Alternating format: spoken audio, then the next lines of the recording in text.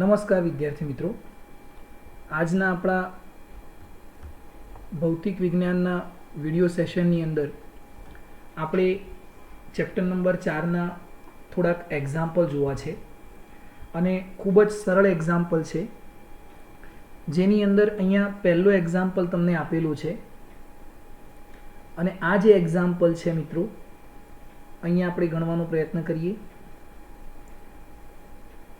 Okay, આ જે example છે એ એક્ઝામ્પલ નંબર 4.1 છે મિત્રો.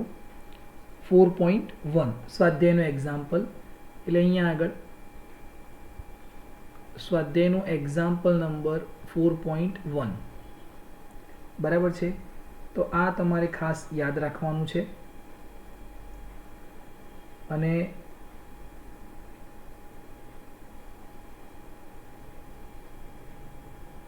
ઓકે,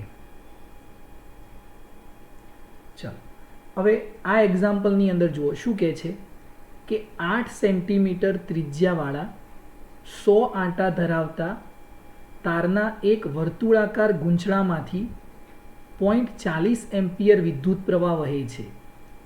તો ગૂંચળાના કેન્દ્ર પાસે ચુંબકીય ક્ષેત્ર બીનું મૂલ્ય કેટલું? જો અહીંયા આગળ ત્રિજ્યા કેટલી આપેલી છે?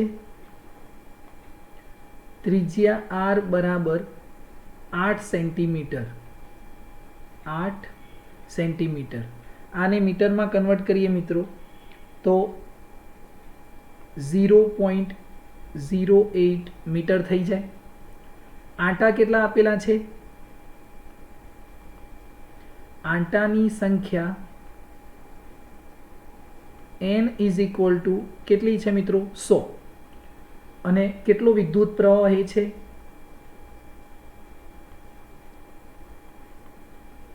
વિદ્યુત પ્રવાહ I is equal two 0.40 ampere. 0.40 ampere. તો ગૂંચળાના કેન્દ્ર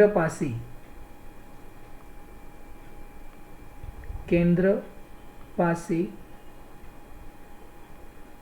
ચુંબકીય ક્ષેત્ર બીનું મૂલ્ય કેટલું થશે? બરાબર. તો ધ્યાન આપજો, આ એક વર્તુળાકાર ગૂંચળું છે.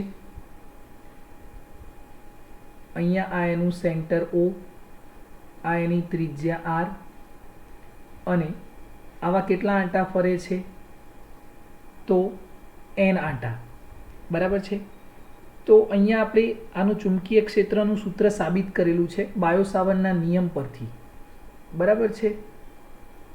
જો બાયો-સાવર્ટના નિયમ પરથી આપણે આનું ચુંબકીય ક્ષેત્ર સાબિત કરેલું છે મિત્રો. અને એ ચુંબકીય ક્ષેત્ર કેટલું છે તો તમે એનું મૂલ્ય એના ઉપરથી શોધી શકો. તો આ થિયરી વિડીયો તમે જોજો તો અહીંયા તમે ચુંબકીય ક્ષેત્રનું સૂત્ર સાબિત કરેલું છે. પ્રવાહ આમ પસાર થતો હોય કે આમ પસાર થતો હોય, એના માટે ચુંબકીય ક્ષેત્ર બરાબર છે, એનું સૂત્ર B is equal two μ0I upon 2 × R. આ એક આંટા માટે છે, પણ n આંટા માટે હોય તો એકનું જે મૂલ્ય મળે એને n વડે ગુણી દઈએ એટલે n આંટા માટે થઈ જાય. ચલો કિંમત મૂકો. μ0ની કિંમત 4π × 10⁻⁷ બરાબર છે, ગુણ્યા પ્રવાહ કેટલો છે? 0.40 એમ્પિયર, અને આંટાની સંખ્યા કેટલી? 100. ડિવાઈડ બાય 2 ગુણ્યા ત્રિજ્યા કેટલી? તો 0.08. ચાલો, પાઈની જગ્યાએ તમે 3.14 મૂકી શકો. બરાબર છે. આનું તમે સાદુરૂપ આપશો એટલે તમને અહીંયા જવાબ મળે છે 3.1 ગુણ્યા 10⁻⁴ ટેસ્લા. બરાબર છે. આ આપણને ચુંબકીય ક્ષેત્ર મળ્યું. ખૂબ જ સરળ સૂત્ર છે મિત્રો. તમે આને યાદ કરી શકો છો અને સૂત્ર યાદ હશે તો જ તમને આ એક્ઝામ્પલની અંદર ખ્યાલ આવશે. બરાબર છે. ચલો એના પછી બીજો એક્ઝામ્પલ જોવો છે મિત્રો આપણે. તો બીજા એક્ઝામ્પલની અંદર જુઓ,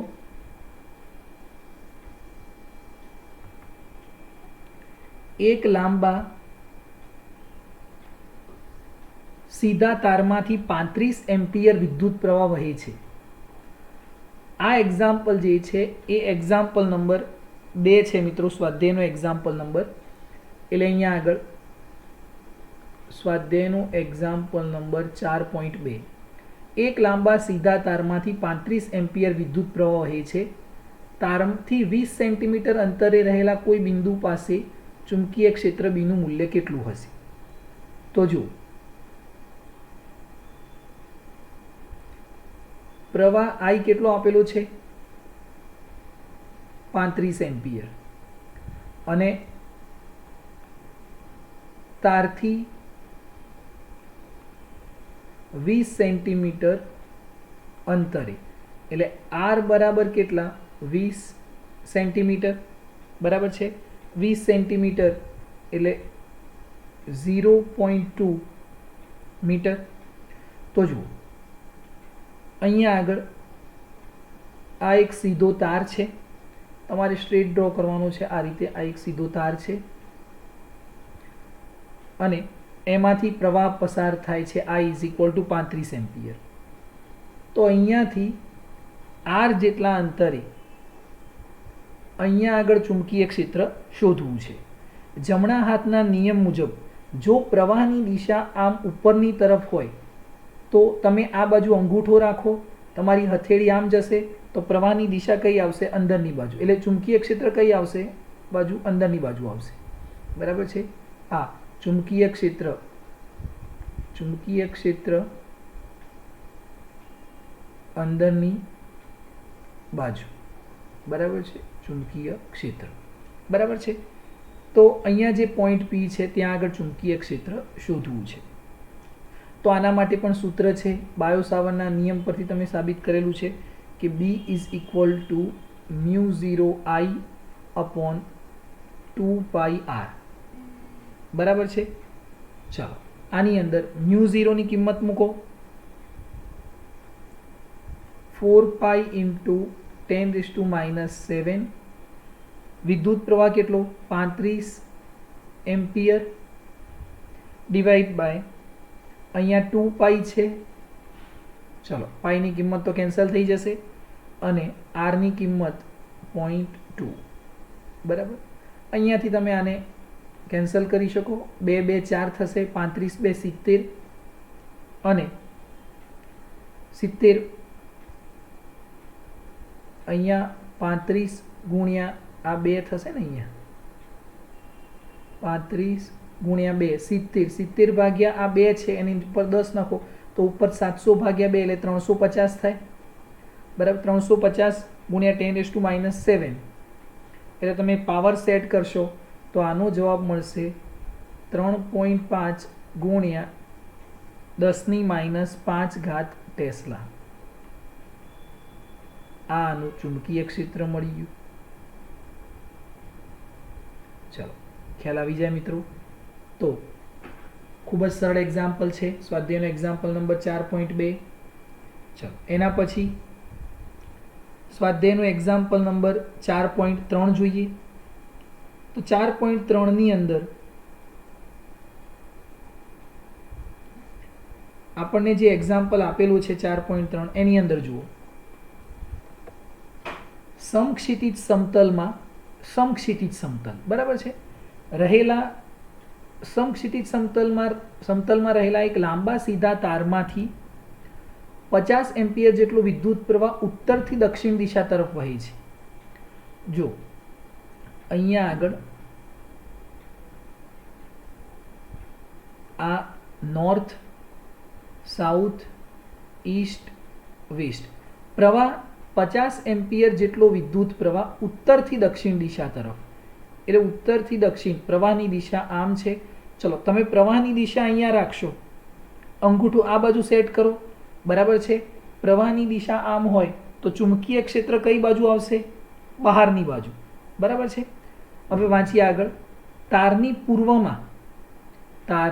પૂર્વમાં 2.5 મીટર અંતરે, તારની પૂર્વ એટલે આ પૂર્વ દિશા થઈ ગઈ. 2.5 મીટર અંતરે આવેલા કોઈ બિંદુ પાસે બીનું મૂલ્ય અને દિશા. જો અહીંયા આગળ આ નોર્થ અને અહીંયા સાઉથ, આ દિશાની અંદર વિદ્યુત પ્રવાહ આમ પસાર થાય છે અને અહીંયાથી આ એક બિંદુ છે પૂર્વ દિશાની અંદર. આર બરાબર કેટલા અંતરે? 2.5 મીટર. 2.5 મીટર. અને પ્રવાહ કેટલો પસાર થાય છે? I is equal two 50 ampere. અહીંયા ચુંબકીય ક્ષેત્રની દિશા કઈ બાજુ આવશે? બહારની બાજુ. બહારની બાજુને આપણી દિશાને કેવી રીતે દર્શાવીએ છીએ મિત્રો?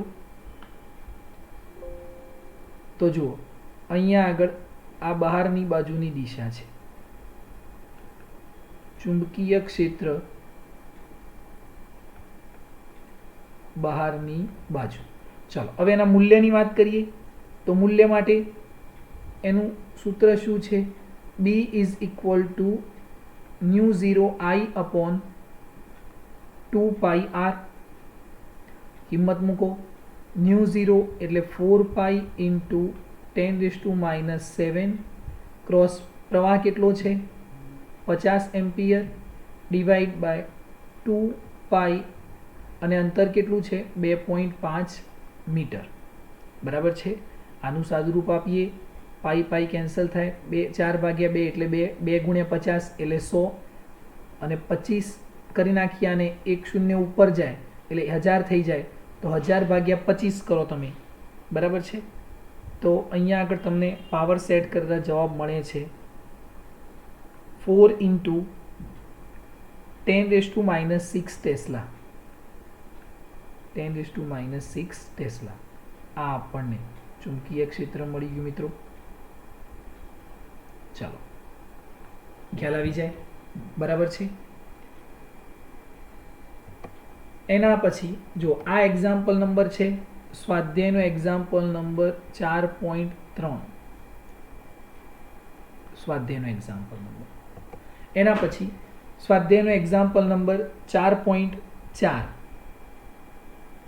4.4 ની અંદર સમજવા જેવું છે. જો 4.4 ની અંદર થોડુંક રકમ વાંચ્યા પછી એને સમજજો કે એની અંદર આપણે કેવી રીતે ગણતરી કરવાની છે.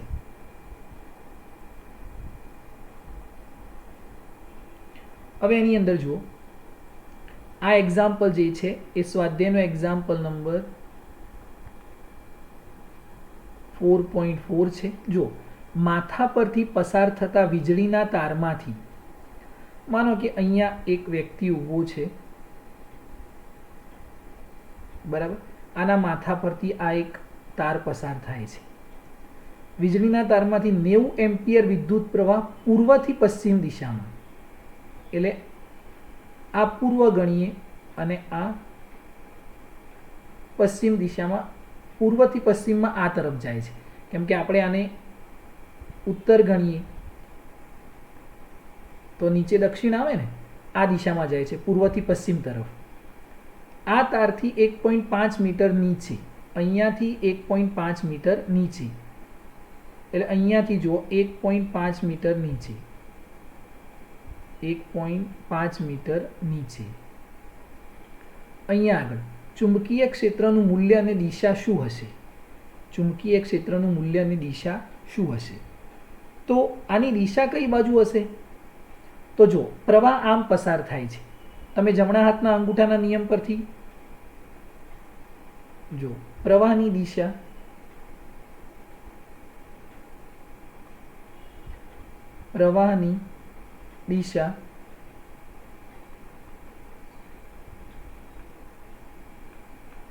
જમણા હાથના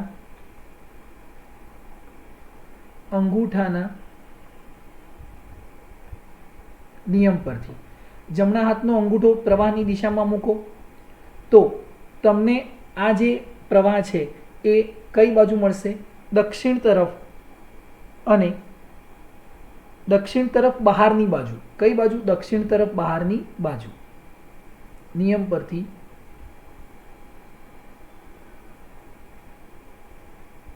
ચુંબકીય ક્ષેત્રની દિશા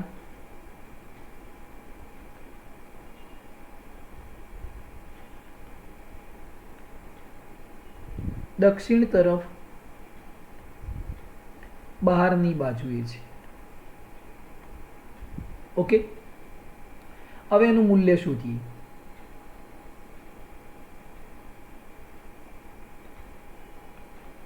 ચુંબકીય ક્ષેત્રનું મૂલ્ય, માનો કે આ અંતર r છે, તો B ઇઝ ઇક્વલ ટુ વાહક તાર માટે μ0 I અપોન 2 પાઈ r. એક જ સમાન સૂત્ર આપણે યુઝ કરતા જઈએ છીએ. μ0 ની કિંમત 4 પાઈ ઇન્ટુ 10⁻⁻7. પ્રવાહ કેટલો છે? 90 એમ્પિયર ડિવાઈડ બાય 2 પાઈ, અને r અંતર કેટલું છે? 1.5 મીટર, એટલે અહીંયા 1.5 મીટર.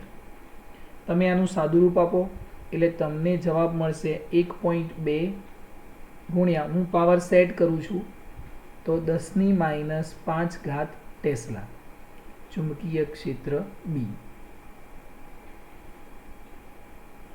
ચલો, ક્લિયર છે? બરાબર છે. આ રીતે આપણે એનો જવાબ મેળવી શકીએ. બરાબર છે.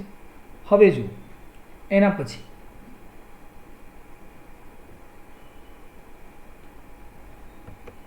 સ્વાધ્યાયનો એક્ઝામ્પલ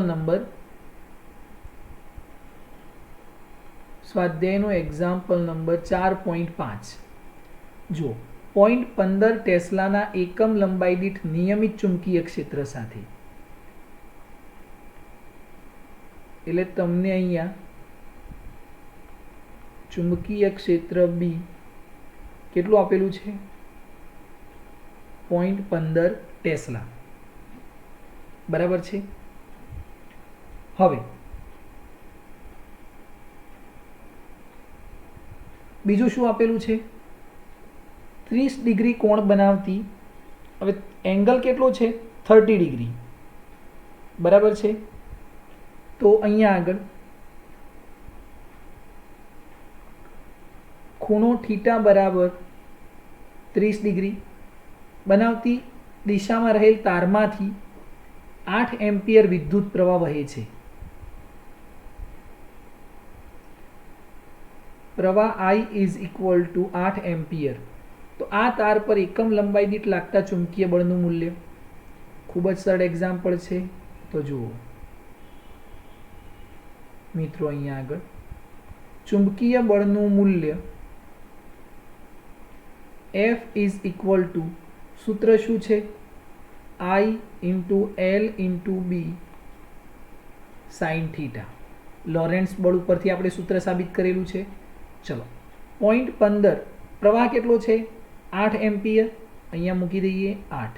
લંબાઈ, એકમ લંબાઈ છે એટલે અહીંયા 1. ચુંબકીય ક્ષેત્ર કેટલું છે? 0.15